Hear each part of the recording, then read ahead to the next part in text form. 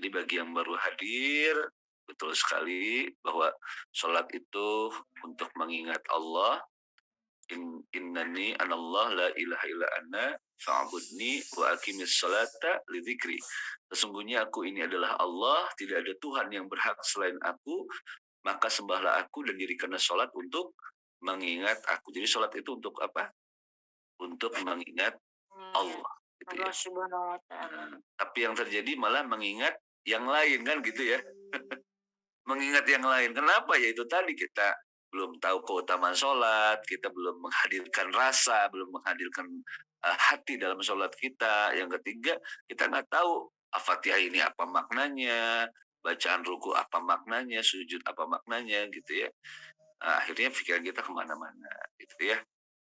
Nah, Bapak dan Ibu, yang seperti kita ketahui bahwa sholat adalah ibadah yang pertama kali akan dihisab.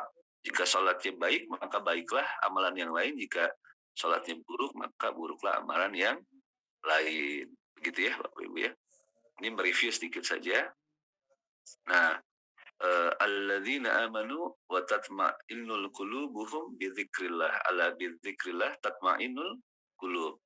Ya, yaitu orang-orang yang beriman, hati mereka menjadi tentram dengan mengingat Allah. Ingatlah hanya dengan mengingat Allah hati menjadi tentram. Jadi tadi sholat itu kan untuk mengingat Allah. Maka ketika kita mengingat Allah hati menjadi tentram gitu. Nah, kalau kita sholat hatinya belum tentram, sesudah sholat juga hatinya belum tentram, berarti ada yang salah dengan proses sholatnya gitu ya. Nah, khusyuk itu apa gitu ya. Nah, khusyuk itu kan mendatangkan hati yang tentram kan.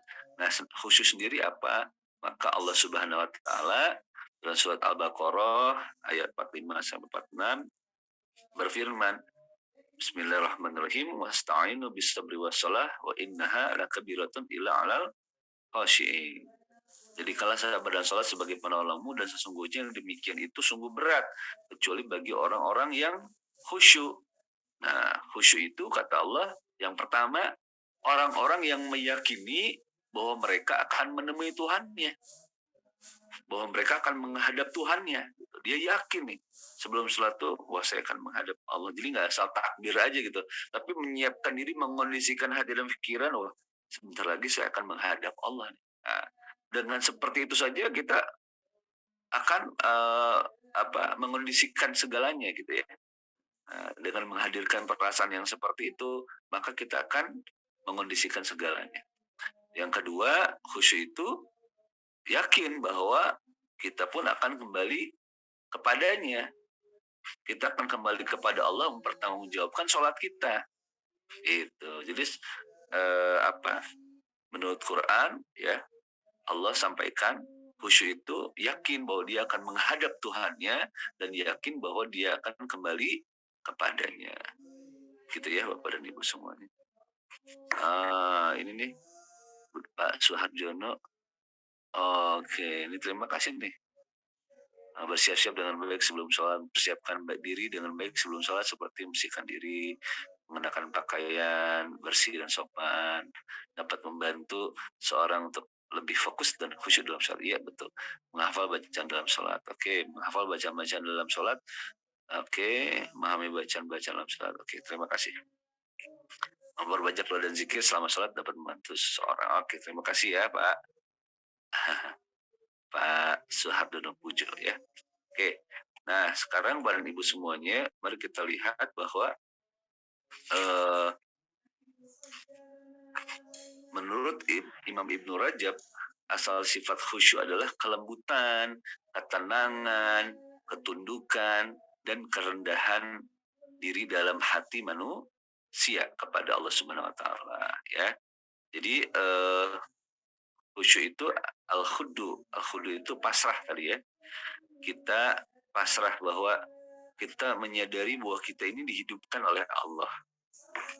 Yang kedua, Allah itu mengatur kehidupan kita pun, nafas kita, detak degup jantung kita pun diatur oleh Allah benar. Walaupun tadi malam kita tertidur, namun Allah masih menjaga jantung kita tetap berdegup, darah kita tetap mengalir. Walaupun tadi malam kita tertidur, Allah masih menumbuhkan biji-bijian padi yang kita makan. Benar Bapak Ibu semuanya? Ya Allah mengatur segala kehidupan kita. Yang ketiga, kita ini dimiliki oleh Allah. Ya. Yang keempat, dan yakin dan percaya bahwa kita akan kembali kepada Allah. Itu al-khuddu. Wat-tawadu, jadi tawadu itu disertai dengan rendah hati. Jadi khusyuk itu menyerahkan diri secara total, pasrah total kepada Allah. Wat-tawadu disertai dengan sifat rendah hati. Nah, gimana caranya memunculkan sifat rendah hati di hadapan Allah? Nah, memangnya ada sholat dalam keadaan sombong? Ya boleh jadi ada sholat ingin ria, betul nggak Bapak Ibu? Itu tuh rendah hati bukan? Fawailul lil musallin. Lanjutkan Kang Cepi, apa arti ininya? Fawailul lil musallin alladzina hum salatihim sahun. Apa artinya tuh? Celakalah bagi orang-orang yang sholat. Ya, terus orang-orang yang lalai dari sholatnya. Maksudnya gimana? Ya sholatnya bukan untuk Allah, bukan untuk mengingat Allah, tapi sholatnya malah sombong gitu ya, ingin dikatakan orang soleh, ria begitu ya. Maka sadari 4 hal sebelum sholat itu. 1, sadari bahwa kita hamba yang jahil, buat kita hamba yang bodoh ya Bapak Ibu, akhir ilmu ya. Yang kedua, kita hamba yang fakir, kita miskin di hadapan Allah. Yang ketiga, kita hamba yang zalim, banyak dosa gitu ya. Yang keempat, kita hamba yang lemah. Ya, kita hamba yang lemah, tanpa kekuatan pertolongan dari Allah kita nggak bisa apa-apa. Ya, coba Bapak Ibu bisa coba renungkan, kita bisa berdiri itu, ini miracle loh. Kok kita bisa berdiri ya? Coba itu tenaganya dari mana? Kok bisa seimbang? Coba kenapa nggak oleng gitu ya? Ini ada, kita dibantu oleh Allah Bapak Ibu. Kita berdiri saja, kok bisa berdiri ya? Saya suka takjub gitu. Kok bisa berdiri ya? Kok bisa jalan ya? Gitu. Jadi kita ini hamba yang lemah. Mungkin Bapak Ibu pernah melihat orang yang stroke ya, bahwa jalan aja susah gitu ya, pakai tongkat, oleng gitu ya. Jadi kita ini hamba yang lemah, tanpa pertolongan dari Allah kita hamba yang lemah. Begitu ya Bapak Ibu semuanya. Oke. Dan kemudian Bapak Ibu, oke, dan betul tadi, beruntunglah orang-orang yang beriman ya. Qad aflahal mu'minun alladzina hum fi sholatihim khashi'un. Sesungguhnya beruntung orang-orang yang beriman, yaitu orang-orang yang khusyuk dalam sholatnya. Jadi kalau kita sholatnya khusyuk, menjadi orang beriman yang beruntung. Masya Allah. Banyak keuntungannya tuh. Ya. Yang pertama nih, secara mental nih, kita akan lebih tenang. Jadi secara mental kita akan lebih tenang. Tuh orang-orang lain tuh mereka sampai meditasi gitu ya, mindfulness. Sebetulnya kita nih udah ada toolsnya dari Allah gitu ya. Jadi kalau kita sholatnya benar tuh nggak perlu meditasi, nggak perlu mindfulness sebetulnya. Karena di sholat sendiri kita sebetulnya meditasi dan mindfulness gitu. Ya, mungkin boleh jadi kita belum menyadari gitu, belum mensyukuri ini tools perintah sholat dari Allah ini, ya. Itu yang pertama, secara mental kita akan lebih tenang, ya. Yang kedua, keuntungannya apa? Lebih sehat secara jasadiah. Itu kan ada gerakannya, ruku, sujud, itu kalau dikaji dalam ilmu kedokteran, ilmu medis itu dahsyat Bapak Ibu semua, ya. Jadi secara jasad dia itu sehat gitu ya. Belum lagi secara ruhiyah. Secara ruhiyah tadi dia mengatakan soal itu mi'rajnya orang-orang yang beriman. Masya Allah, ya itu tinggi banget tuh ya. Mi'rajnya orang-orang beriman. Jadi secara ruhiyah ya, ini sebagai cara kita untuk mendekat kepada Allah gitu ya. Seperti itu. Jadi supaya Allah itu ridho gitu ya, supaya Allah itu mengasihi kita. Kan sebetulnya tujuan ibadah kan itu ya, supaya Allah itu ridho sama kita. Ridho itu apa sih? Allah itu rela sama kita, Allah itu sayang sama kita. Coba kalau Allah udah sayang, Allah udah ridho, gimana?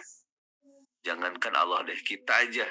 Kalau kita udah sayang sama anak kita, ridho sama anak kita, kira-kira apa yang anak kita minta kita usahakan tidak? Usahakan. Kalau kita cinta, kita ridho, kita sayang, nah apalagi Allah gitu ya. Jadi cita-cita kita, tujuan kita itu ridho Allah, kasih sayang Allah ya. Mudah-mudahan mungkin kita bukan para wali ya, para wali itu kan orang-orang yang disayangi oleh Allah gitu ya, tapi kita menuju ke sana gitu ya. Kita bermohon kepada Allah, ya Allah, mudah-mudahan aku menjadi hamba-Mu yang dikasihi, yang disayangi oleh-Mu, yang diridhai oleh-Mu ya. Raditu billahi robba wa bil islam madina wa bi muhammadin nabi wa rasula wa bil qur'ana imama. Oke, sekarang Bapak Ibu semuanya kita oke. Dan sholatlah, betul tadi, sholatlah seperti seolah-olah itu sholat terakhir ya. Ini sangat membantu juga menghadirkan rasa dalam sholat kita. Jangan-jangan nih sholat subuh tadi adalah sholat subuh yang terakhir. Jangan-jangan umur kita nggak nyampe sholat zuhur nih. Tiba-tiba kenapa gitu ya, nanti sebentar lagi, sesaat lagi selesai Zoom meeting ini, wallahu a'lam bishawab. Tapi yang jelas kita kematian itu datang di antara waktu sholat kan gitu ya. Kita akan kembali kepada Allah di antara waktu sholat. Jangan-jangan kita nggak nyampe nih sholat zuhur gitu ya. Jadi kata Nabi, jika kamu hendak melaksanakan sholat, sholatnya seperti sholat terakhir. Pasti kita akan sungguh-sungguh gitu ya.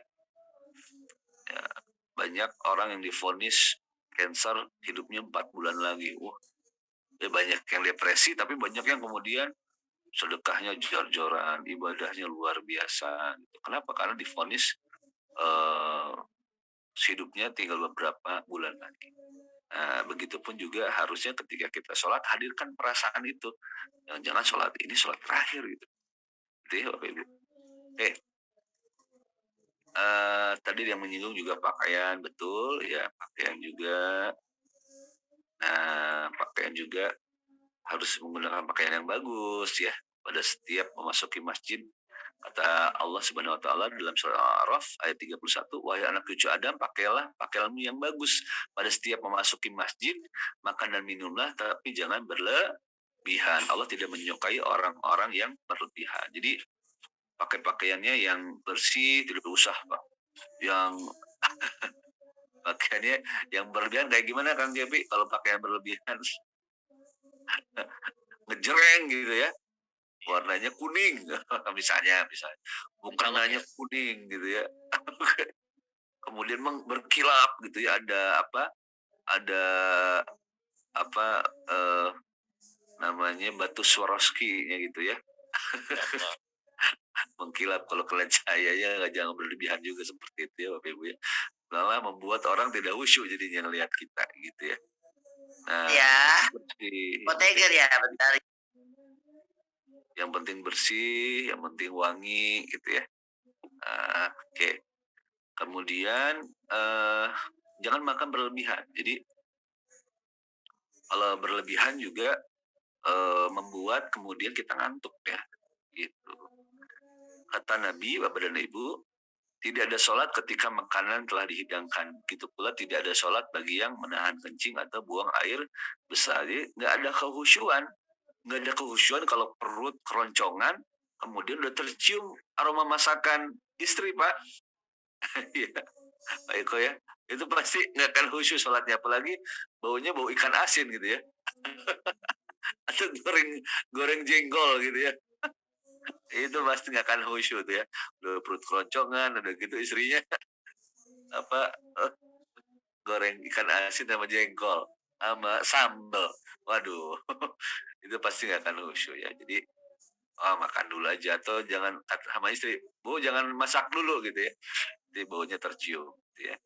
Kemudian juga tidak ada khusyuk bagi yang sholatnya menahan kencing ya. Iyalah, pasti ya kalau kita menahan kencing atau buang air besar itu membuat kita tidak khusyuk. Begitu ya Bapak Ibu ya. Oke, kemarin terakhir kita membahas tentang surat Al-Fatihah ya, tafsir surat Al-Fatihah. Jadi ini sholat Al-Fatihah ini surat yang paling utama, tidak sah kata Nabi jika sholatnya tidak ada surat Al-Fatihah. Dan Al-Fatihah ini adalah jadi Allah itu kata Nabi menurunkan 2 cahaya kepada kita, yaitu surat Al-Fatihah dan 2 ayat akhir Al-Baqarah. Nah, jadi Bapak Ibu, ini surat Al-Fatihah ini luar biasa ya, banyak fadilahnya. Gitu ya, di antaranya juga menyembuhkan orang itu dengan surat Al-Fatihah. Baginda Nabi itu menyembuhkan orang dengan air yang dibacakan surat Al-Fatihah gitu ya. Jadi Al-Fatihah ini fadilahnya banyak. Makanya sayang kalau kita cuma tahu Arabnya aja. Kita kan bukan orang Arab, Bapak Ibu.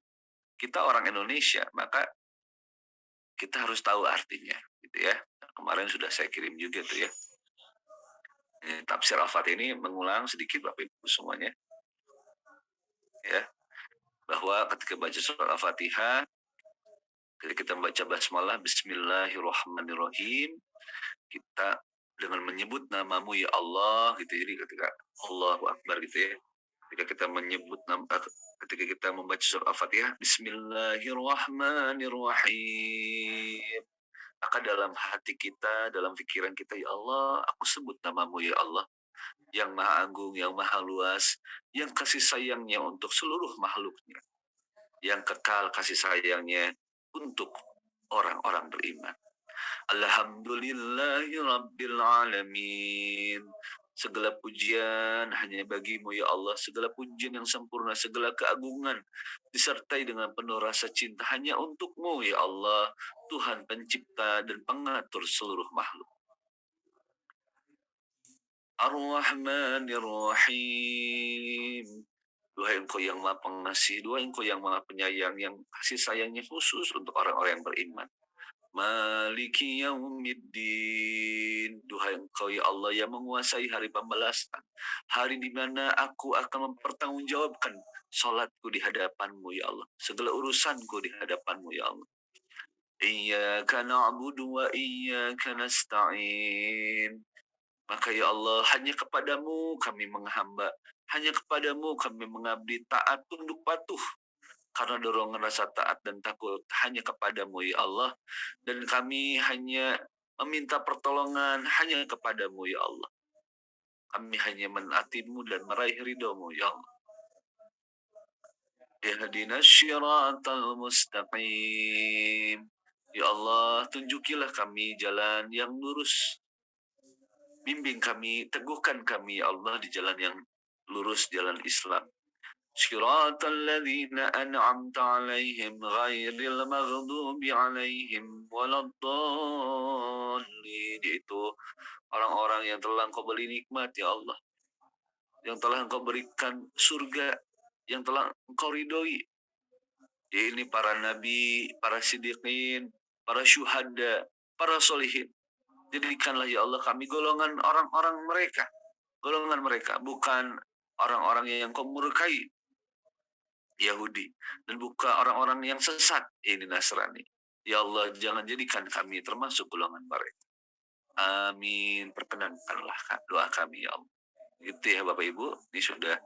Jadi ini dibaca di luar sholat ya, dipahami artinya gitu ya. Kalau nggak punya tafsir, Anda di rumah nggak punya tafsir ya, minimal Anda baca arti surat Al-Fatihah, kemudian tadaburi setiap ayat itu, gitu ya. Ini akan mendukung, akan mempengaruhi sholat kita, gitu ya.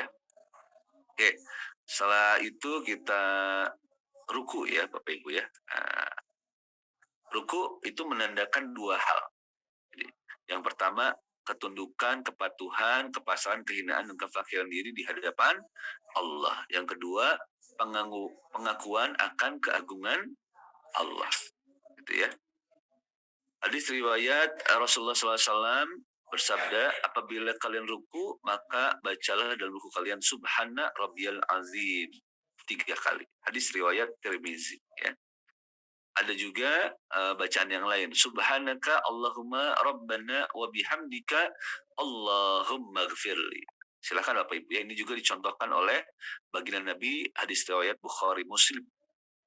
Silakan boleh variasikan, boleh yang subhana rabbiyal azim, boleh pakai wa bihamdih gitu ya. Atau yang subhanaka Allahumma rabbana wa bihamdika Allahumma gfirli. Ya, maha suci Engkau ya Allah, Tuhan kami dan segala puji bagimu, ya Allah, ampunilah aku. Ya. Jadi kalau subhana rabbiyal azim, maha suci Engkau ya Allah, segala puji hanya bagimu gitu ya. Sambil kita memungkukkan badan. Ya, kalau kita menghadap presiden, menghadap gubernur saja kita sambil manggut-manggut begitu ya. Orang Jepang juga kalau ketemu sama orang lain gitu ya, seperti ruku ya. Artinya ruku itu apa sih? Ya mengakui keagungan Allah, kita tunduk patuh ya, kita pasrah kepada Allah. Pasrah seperti apa? Pasrah seperti Nabi Ismail yang menyerahkan lehernya kepada Nabi Ibrahim. Jadi ketika kita ruku itu seperti kita menyerahkan leher kita untuk disembelih. Artinya, ya Allah ini leherku, ya Allah aku ikut denganmu, aku manut kepadamu ya Allah, aku taat kepadamu ya Allah. Gitu. Jadi ketika ruku, jadi ini kita memaknai gerakan rukunya ya. Jadi ya Allah ini leherku ya Allah, aku serahkan kepadamu hidupku ya Allah. Aku taat kepadamu ya Allah, aku patuh, aku manut kepada ketentuanmu, aku terima segala takdirmu ya Allah. Nah, begitu ya Bapak Ibu semuanya. Oke. Pak Ustadz mau tanya, kalau ikut sholat berjamaah, imam sudah baca surat, kita baru takbiratul ihram, kemudian baca al-fatihah dulu atau ikuti bacaan surat. Nah kalau sholatnya sholat zuhur, sholat asar ya seperti biasa kita baca al-fatihah. Namun ketika imam ruku, ya kita ikut ruku, jangan dilanjutin baca al-fatihahnya gitu ya. Nah tapi kalau di dalam sholat subuh, maghrib, isya, kita terlambat nih, ya masbuk nih. Imam sudah membaca surat pendek misalnya, ya, atau sudah pertengahan surat Al-Fatihah gitu ya. Imam sudah baca siratal ladzina an'amta 'alaihim, kita baru takbir. Atau imam sudah baca surat pendek, kita baru takbir. Maka kita ikuti imam, dengarkan imam, gitu ya. Nah, jadi kita dengarkan imam. Jadi makanya jadi imam itu sebetulnya mengerikan Bapak Ibu ya. Mempertanggungjawabkan ibadah makmum gitu ya. Jadi memang jadi imam ini harus benar-benar siap ya secara syariat, faham gitu ya, dan juga secara ruhiyah juga keimanannya juga harus tinggi gitu ya. Karena kita bertanggungjawabkan sholat makmum. Jadi ketika kita terlambat, makmum terlambat ya kita ikut imam. Udah kita ikut imam. Ya, begitu ya Bapak Ibu ya. Oke, mohon tips agar tidak sering lupa rakaat sholat sudah keberapa. Ya, tipsnya fahami bacaan sholat gitu ya. Fahami bacaan sholat. Insya Allah kalau kita fahami bacaan sholat, kita mindful terus ya. Kita mindful itu apa sih? Mindful itu sadar, hadir utuh, sadar penuh tuh. Kenapa lupa bacaan sholat? Ya karena pikiran kita kemana-mana, tidak mengingat Allah. Nah, insya Allah kalau kita mengingat Allah, kita hadir utuh, sadar penuh, insya Allah sholatnya tidak akan lupa rakaat ya. Dan juga tipsnya benar-benar dari tadi udah saya jelaskan di awal. Jadi persiapan sholatnya udah mantap ya, dari mulai pakaian, berwudu. Nanti kalau di pertemuan selanjutnya kita ajarin berwudu ya, memaknai wudu kita, mendengar azan. Bahkan orang para sahabat itu menunggu azan, ditunggu azan itu. Nah, didengarkan, dijawab azannya gitu ya. Kemudian ketika kita berdiri, ya, ketika kita berdiri kita tadi yakin bahwa kita akan menghadap Allah, yakin bahwa kita akan kembali kepada Allah, bertanggungjawabkan sholat kita. Nah, begitu ya, Bu Hafnidar ya. Dan ta'awudz ya, a'udzubillahi minasyaitonirrajim. Kemudian boleh juga baca Qul a'udzu birabbil falaq, Qul a'udzu birabbin nas gitu ya. Nah, ini sebelum sholat ya, untuk mengondisikan hati kita gitu. Boleh untuk mengondisikan hati kita. Tapi kalau imam udah takbir, jangan baca lagi Qul a'udzu birabbin nas, ikut langsung ya. Nanti keburu ruku imam. Oke, begitu ya Bapak Ibu ya. Dan memang, sholat itu kita digoda oleh setan hanzab ya, setan spesialis mengganggu sholat kita, gitu ya. Oke, nah jadi nikmat ruku, kata Abu Sulaiman Ad-Darani, jika bacaan sholat terasa nikmat kau rasa, maka jangan bergegas ruku dan pula sujud. Jadi kalau kita nikmat bacaan, sholat pendeknya, ya udah nikmatin aja. Misalnya Anda sholat sendirian baca surat Ar-Rahman, wah nikmat, nggak apa-apa, jangan tergesa-gesa gitu ya. Jika sujud terasa nikmat, maka jangan tergesa ruku gitu ya. Kalau sedang sujud, silahkan dilama-lamakan, berdoa dalam sujudnya. Karena itu posisi dalam kita sedekat-dekatnya dengan Allah gitu ya. Jangan pula tergesa-gesa membaca surat. Lazimilah saat dimana kelezatan dibuka untukmu. Jadi ketika ruku, berapa kali baca subhana rabbiyal azimnya? Ya minimal 3 kali. Kalau lebih boleh nggak boleh. Mau 10 kali boleh, silahkan. Itu nikmat sekali kalau sholat tahajud atau sholat sedang sendirian ya, sholat sunat gitu ya. Kita subhana rabbiyal azimnya 10 kali, kita nikmatin sampai sampai dapat hatinya, boleh silahkan gitu ya. Oke. Kemudian Bapak Ibu semuanya, ya tidak. Ketika imam berkata atau ketika kita sholat sendirian, sami Allahu liman hamidah, gitu ya. Artinya sami Allahu liman hamidah, Allah mendengarkan, Allah merespon, Allah mengijabah permohonan orang-orang yang memujinya. Jadi ketika imam berkata sami Allahu liman hamidah, maka seolah-olah imam berkata, wahai makmum, Allah mendengar, Allah merespon, mengijabah permohonan orang-orang yang memujinya. Ayo memuji Allah. Nah, seolah-olah imam berkata seperti itu ya. Maka kita juga bangkit dari ruku dan mengucapkan apa? Rabbana walakal hamd. Ya Rabb, kami bagimu segala puji. Gitu ya. Nah, hadis Abu Hurairah bahwa Rasulullah SAW bersabda, apabila imam membaca sami Allah liman hamidah, maka hendaklah kalian mengucapkan Allahumma rabbana walakal hamd, karena barang siapa yang ucapannya tadi bertepatan dengan ucapan malaikat, maka dosa-dosanya yang telah lampau diampuni. Sahih Bukhari. Masya Allah ya. Jadi rabbana walakal hamd aja dosa kita yang lampau diampuni. Masya Allah gitu ya. Kemudian ada juga bacaan yang lain Bapak Ibu semua. Rabbana walakal hamd hamdan katsiran thayyiban mubarakan fih. Rabbana walakal hamd hamdan katsiran thayyiban mubarakan fih. Jadi kami pernah sholat bersama Rasulullah saat bangkit dari ruku, Rasulullah membaca sami Allah liman hamidah. Tiba-tiba ada seorang sahabat membaca Rabbana walakal hamd hamdan katsiran thayyiban mubarakan fi.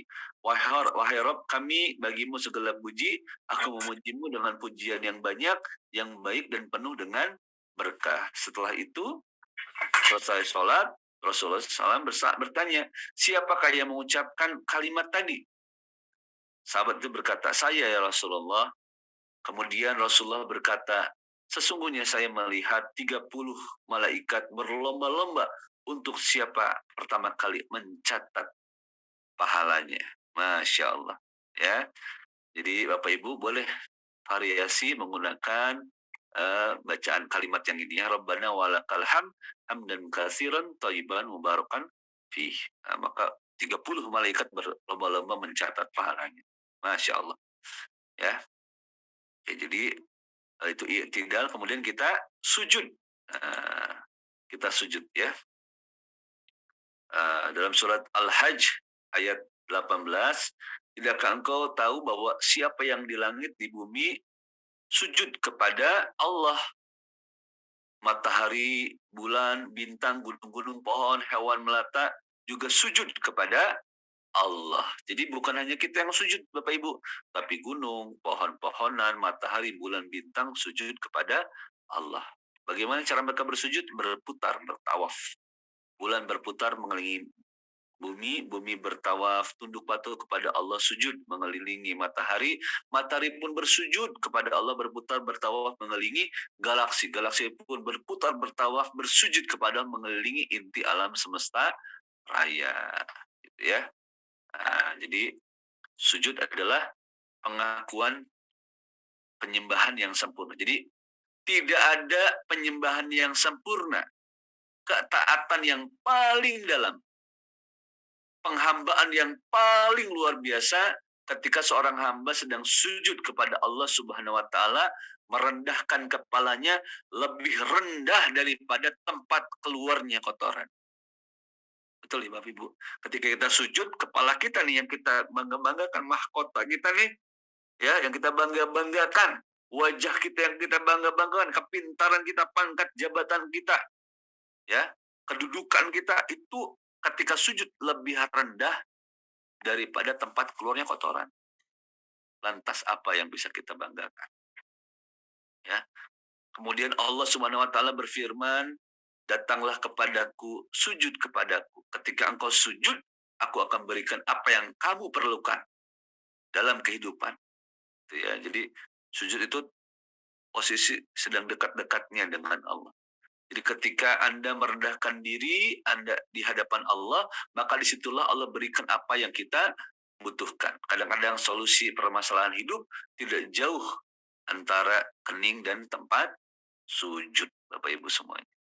Ya, ketika kita sujud, bayangkan Bapak Ibu, kalau yang Jawa ya mungkin Bu Martini pernah sungkem ya. Ada budaya sungkem. Sungkem itu kalau lebaran kita rendahkan diri kita di kaki kedua orang tua kita, kita peluk, kita cium tuh kakinya. Eh ya, bayangkan itu kepada orang tua. Nah, ini kita sujud ini kepada Allah, ya.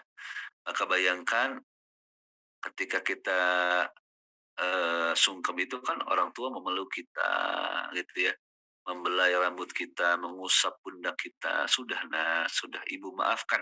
Ayah maafkan, Ayah Ibu ridho kepadamu, semoga doa-doamu, semoga cita-citamu tercapai." Kan begitu ya? Nah, Allah lebih-lebih dari orang tua kita. Allah begitu sayang ketika kita sujud itu ya. Rasakan Allah membelai rambut kita ya, menyapa kita ya. Allah menatap hati kita, Allah melihat kita, memandang kita dengan kasih sayangnya. Maka seolah-olah Allah berkata kepada kita, "Apa yang kau minta? Apa masalahmu? Sampaikan kepadaku." Bayangkan Bapak Ibu semuanya ya. Oke. Nah, jadi ruku dan sujud untuk mencari karunia Allah dan ridhonya. Jadi karunia dan ridho Allah itu ada pada saat kita sujud. Nah, maka cari itu karunia dan ridho Allah dalam sujud. Jadi sujud itu sungguh-sungguh, Bapak Ibu. Berlama-lama dalam sujud silakan. Ya, sampai meneteskan air mata. Nah, nanti kelak di padang mahsyar ya, Rasulullah akan mengenal kita. Baginda Rasulullah akan mengenal kita umatnya. Rasul akan memanggil kita. Kenapa? Karena ada bekas sujud. Ada cahaya bekas duduk dan sujud kita. Gitu ya. Alhamdulillah. Kemudian kita duduk di antara dua sujud, Bapak Ibu semuanya. Nah, ini kan ketika kita sujud, seolah-olah Allah berkata pada kita, "Apa yang kau minta?" gitu ya. Silahkan sampaikan kepadaku. Nah, maka kita sampaikan juga di duduk di antara dua sujud. Kita sampaikan di permohonan kita. Ya, Rabbigfirli, ya Allah ampunilah aku. Nah, ada yang ini Bapak Ibu, ada juga yang kedua nih. Ini semuanya dicontohkan oleh Nabi ya. Rabbigfirli warhamni wajburni warzuqni warfa'ni. Ya Allah, ampunilah aku, rahmatilah aku, cukupkanlah aku, berilah rezeki dan tinggikanlah derajatku. Ada juga yang ketiga nih, Allahumma gfirli warhamni wajburni wahdini warzuqni. Ini hanya berbeda urutannya aja ya. Berbeda urutan katanya saja. Ya Allah, ampunilah aku, rahmatilah aku, cukupkanlah aku, berilah aku petunjuk dan berilah rezeki. Hadis riwayat Tirmizi. Ada juga yang hadis riwayat Ahmad. Rabbigfirli warhamni wajburni warfa'ni warzuqni wahdini. Ya, jadi nggak usah diperdebatkan ya Bapak Ibu, semuanya dicontohkan oleh baginda Nabi. Ya, mau pakai yang mana saja, insya Allah sah salat. Ya Allah, berilah aku, rahmatilah aku, cukupkanlah aku, tinggikanlah derajatku, berikanlah rezeki dan petunjuk kepadaku. Yang kelima, Allahumma gfirli, warhamni, wahdini, wa'afini, warzuqni. Jadi ini hanya berbeda urutan kata aja. Oke, siap Bu Nur Lianti ya. Nah, kemudian tasyahud ya. Tasyahud, ini kita terakhir tasyahud. Ya, tahiyat, baca doa tahiyat. Ya, kadang-kadang kita sudah hafal tapi nggak tahu apa artinya gitu ya. Nah, maka at-tahiyatul mubarakatus salawatut tayyibatul lillah. At-tahiyatul mubarakat. Segala penghormatan, keberlimpahan, ya. As-salawatu, salawat, at-tayyibatul lillah. Dan kebaikan hanya milik Allah. Jadi at-tahiyatu ya Allah, segala kehormatan, keberlimpahan salawat, dan semua kebaikan di dunia ini hanya milikmu ya Allah. Gitu ya. Kemudian assalamu alayka ayyuhan nabiyyu wa rahmatullah wa barakatuh. Kita doakan Nabi. Mudah-mudahan salawat dan salam terlimpahkan kepadamu wahai Nabi beserta rahmat Allah dan barokahnya. Kemudian kita doakan juga sesama kita. Assalamu alayna wa ala ibadillahi salihin. Mudah-mudahan salawat dan salam terlimpahkan pula kepada kami dan kepada seluruh hamba Allah yang soleh. Gitu ya.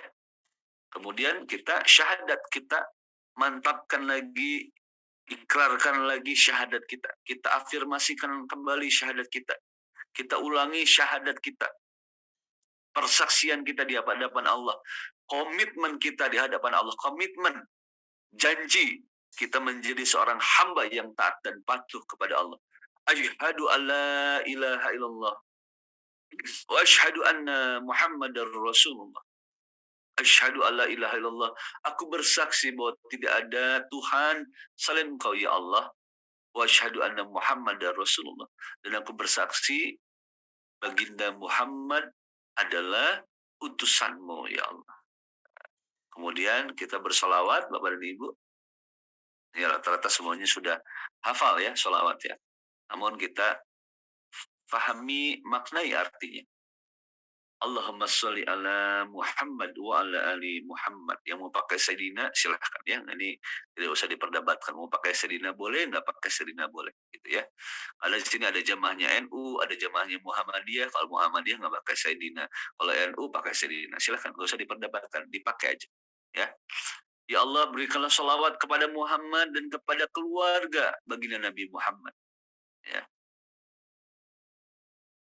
Kama shallaita ala Ibrahim wa ala ali Ibrahim. Sebagaimana engkau telah memberi salawat kepada Ibrahim dan kepada keluarga Nabi Ibrahim. Itu ya.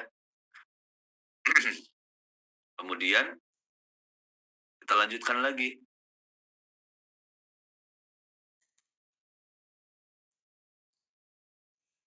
Kama barok ta'ala Allahumma barik ala Muhammad wa ala ali Muhammad. Ya Allah, berikanlah barokah kepada Nabi Muhammad dan kepada keluarga Muhammad. Kama barok ta'ala Ibrahim wa ala ali Ibrahim. Sebagaimana engkau telah memberikan keberkahan kepada Ibrahim dan kepada keluarga Nabi Ibrahim. Fil alamina innaka hamidum majid. Sesungguhnya engkau lah maha terpuji, maha mulia. Innaka hamid, hamid, ingat yang maha terpuji. Ya, majid yang maha mulia. Gitu ya Bapak Ibu semuanya. Nah, jadi dimaknai Bapak Ibu sholawatnya ya. Nah, dan tentu saja lakukanlah sholat dalam keadaan tumak ninah, tidak terburu-buru seperti ayam yang sedang mematuk. Ya, ini dimurkai oleh baginda Nabi. Ya, disuruh ulang lagi. Jadi kalau ada kita sholatnya seperti sholat ayam yang sedang mematuk, maka pasti baginda Nabi akan menyuruh kita mengulang sholatnya.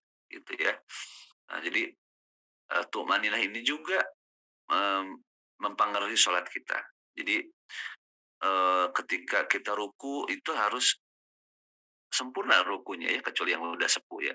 Sudah yang sempurna rukunya gitu ya 90 derajat. Nah, itu mempengaruhi kehusyuan kita. Sujudnya juga sama. ketika bangkit dari sujud, duduk di antara dua sujudnya nih ya, seperti ini nih, gambar ini nih, punggungnya tegak, jangan belum tegak udah sujud lagi, itu terlalu cepat ya, set gitu ya. Nah itu dimurkai oleh baginda Nabi itu ya, salat yang seperti itu. Oke, Bapak dan Ibu,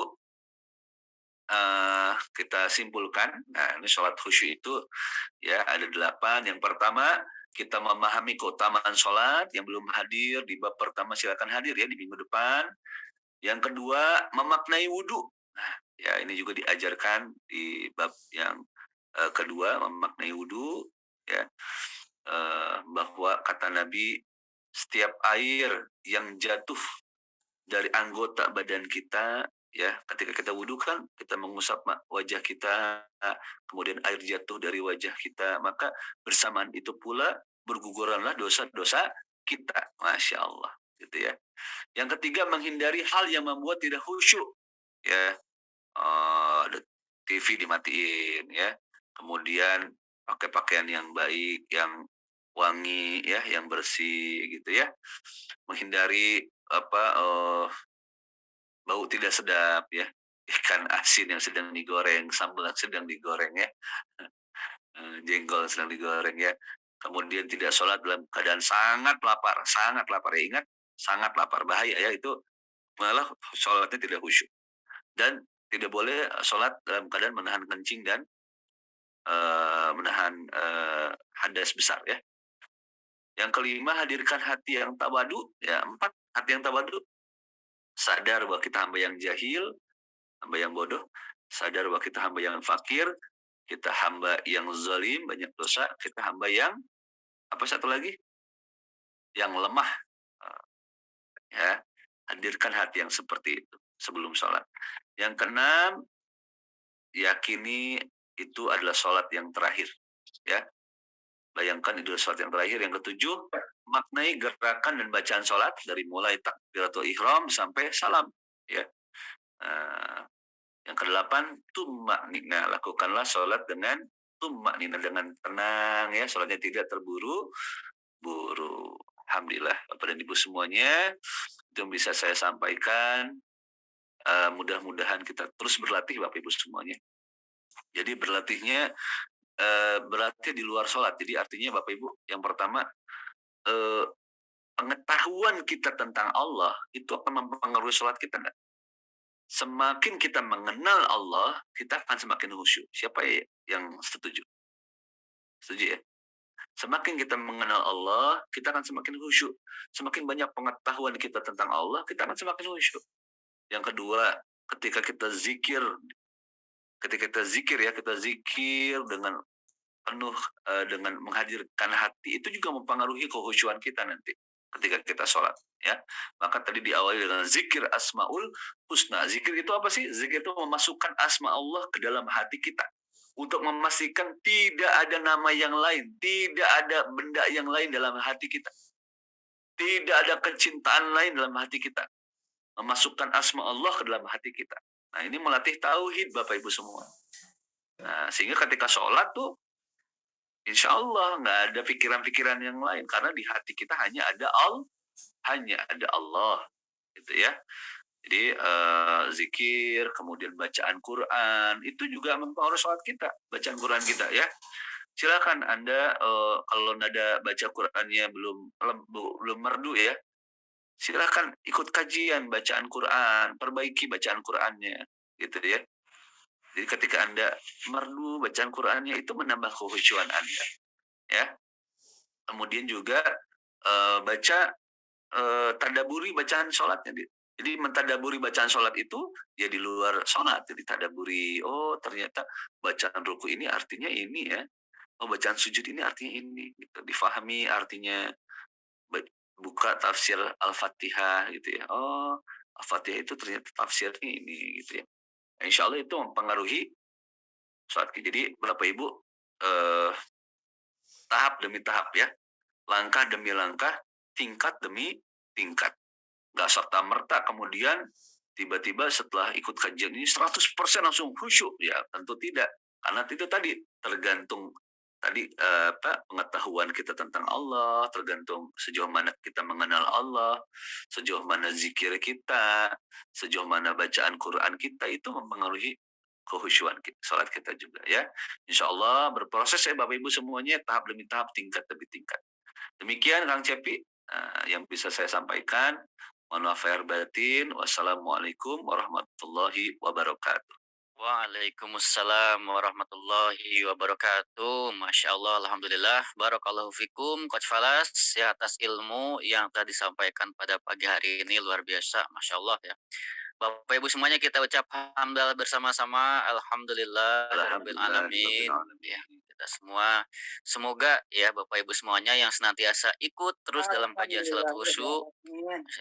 Boleh dulu Kang Cepi tuliskan di chat Bapak dan Ibu yang sudah pernah ikut full, apa yang dirasakan, apa manfaatnya sholat khusyuk ini, silakan boleh tuliskan di chat ya, sambil di Kang Cepi nyapa. Silakan.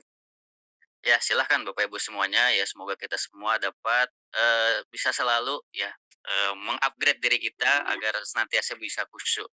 Mungkin ini ada komen ya dari Ibu Lilis. Alhamdulillah, terima kasih ilmu dan pencerahannya Coach Falas ya dan tim. Semoga kita semua salatnya semakin khusyuk. Amin, amin. Dan juga ada ini request ya, Coach Falas mohon keridoannya bersama jamaah mendoakan anak saya Muhammad Rizky Ismaya hari ini akan melaksanakan sidang skripsi katanya ya.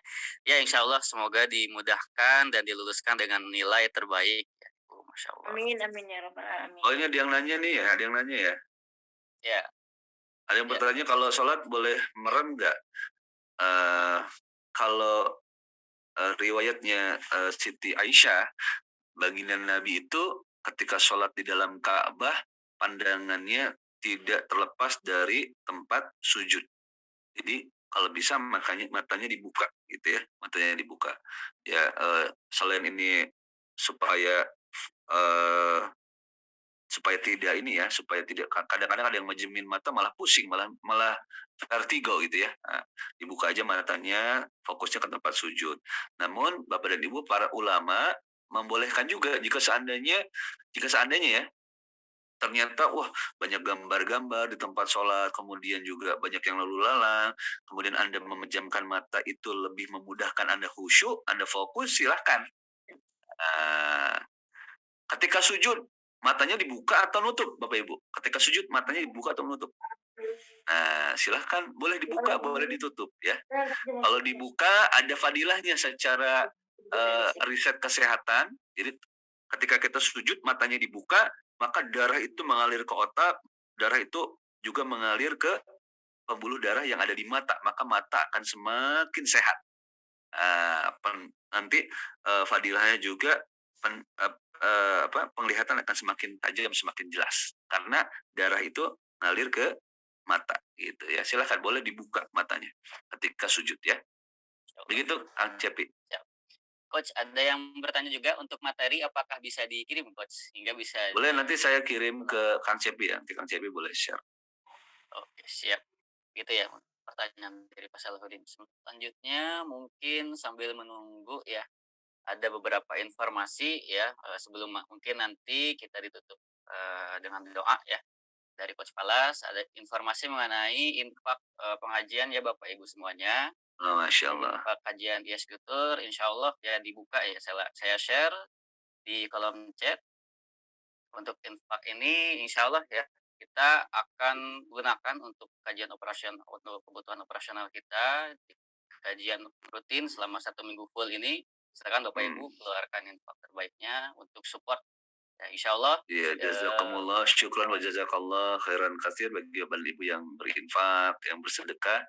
Dan ini adalah waktu-waktu mustajab ya, pagi hari di mana malaikat juga menebarkan rezekinya ya antara subuh dan terbitnya matahari. Ya, siapa Ibu yang mau sedekah pagi ya, sedekah subuh. Insya Allah jadi amal jariah juga ya Coach ya. Amin amin ya Allah ya rabbal alamin. Baik, mungkin sebelum kita memasuki sesi selanjutnya ya insya Allah ya kita akan Kang Cepi, di sini ada yang belum tergabung di WhatsApp grup Salat Khusyuk nggak? Oh iya. Nah, boleh di yang belum tergabung di WAG Salat Khusyuk boleh bergabung dulu ya Bapak Ibu semuanya ya, karena nanti semua info Zoom itu di WhatsApp grup, tidak personal gitu ya. Ya. Oke. Ya, saya share mungkin ya link, nanti untuk, bergabung ke WhatsApp grupnya di chat ya Bapak Ibu ya. Ya, Nanti silahkan langsung grup saja, langsung join saja, insyaallah. Baik, mungkin ada yang mau disampaikan lagi Coach?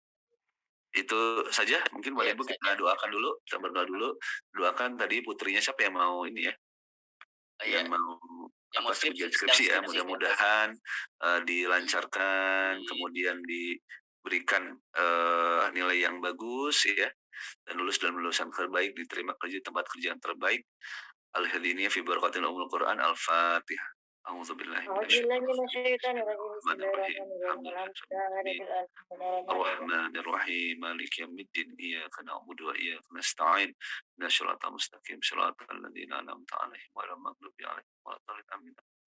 حمد الشاكرين حمد الناعمين حمدا يوافي ويكافئ مزيدا يا ربنا لك الحمد كما ينبغي لجلال وجهك الكريم وعظيم سلطانك اللهم صل على محمد وآل محمد اللهم اغفر للمسلمين والمسلمات والمؤمنين والمؤمنات الأحياء منهم والأموات اللهم إنا نسألك سلامة في الدين وعافية في الجسد وزيادة في علم وبركة في رزق وتوبة قبل الموت ورحمة من الموت ومغفرة بعد الموت اللهم هون علينا في شقرة الموت ونجاة من النار والأفواء من الحساب اللهم اغفر لنا والدينا وارحمهما كما ربينا صغارا ربنا هب لنا من ازواجنا وذريتنا قرة اعين واجعلنا للمتقين اماما رب هب لي من الصالحين رب اجعلني مقيم الصلاة ومن ذريتي ربنا وتقبل دعاء اللهم بلغنا مكة والمدينة والعرفة وارزقنا الحج المبرور وارض عنا واغفر لنا وارحمنا انت مولانا فانصرنا على القوم الكافرين ربنا آتنا في الدنيا حسنة وفي الآخرة حسنة وقنا عذاب النار سبحان ربك رب العزة عما يصفون وسلام على المرسلين والحمد لله رب العالمين. صلى الله Amin على ya Allah ya محمد. Rabbal insyaallah. Baik Bapak Ibu semuanya, alhamdulillah ya, semoga kajian pada pagi hari ini bermanfaat dan tentunya bisa kita laksanakan ya Coach, Ya. tahap demi Jadi tahap kalau di nanti. tempat lain sholat khusyuk ini berbayar loh, Kang Cepi. Oh, Masya Allah, Iya, di tempat lain sholat khusyuk ini berbayar. Masya Allah. Nah, ini Bapak Ibu silahkan berinfak ya. Bapak Ibu sedekah dan ini manfaatnya akan kembali kepada Bapak Ibu. Kalau di tempat lain ini berbayar, ada tarifnya. Masya Allah ya. Alhamdulillah Allah memudahkan kita ya Hmm. dengan kajian Zoom ini. Kita ikut dengan free, dengan gratis, dan insya Allah Bapak Ibu silahkan memberikan infak terbaiknya. Insya Allah jadi ladang pahala untuk kita semua. Ya, Amin. alhamdulillah. Baik, terima kasih ya Coach. Ya, alhamdulillah, Masya Allah. Kita lanjut ke sesi berikutnya ya. Alhamdulillah. Ya. Oh ya, ini luar biasa ya. Komen-komen dari Bapak Ibu semua. Ya, juga di sini ada jemaah haji tunggu ya, jemaah haji tunggu Masya ISP Allah, ya. Tours. Jadi ini bagian dari